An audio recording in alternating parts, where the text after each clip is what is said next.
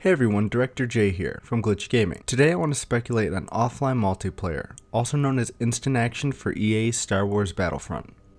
So recently, lead designer on the game, Dennis Bronville, confirmed that our promised offline content for the game would be delayed.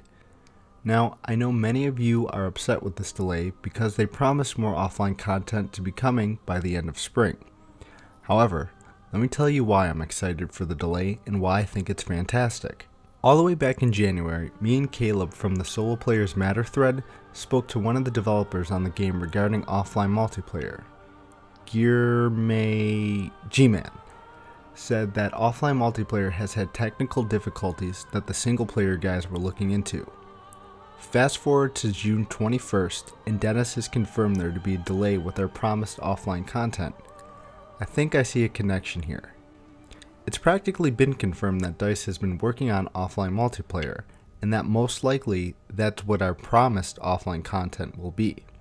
My guess is that the reason we haven't heard news on offline content is because they aren't exactly sure what they are and aren't going to add in terms of features and modes. See, from a marketing perspective, DICE is playing it smart. If they announce that they're going to give us offline multiplayer, our expectations are going to be vast. The trouble is, we may not see every single mode from multiplayer make it into offline multiplayer. My guess is that DICE is doing everything they possibly can to ensure we get as much as possible for offline multiplayer, but they may be having some trouble implementing some of the modes.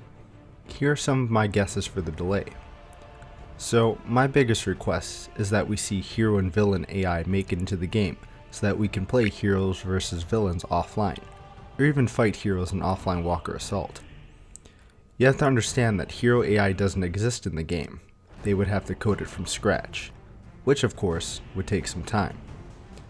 Second, DICE could also be planning to implement the DLC to be playable offline, which not only includes all the new maps, but the new modes as well.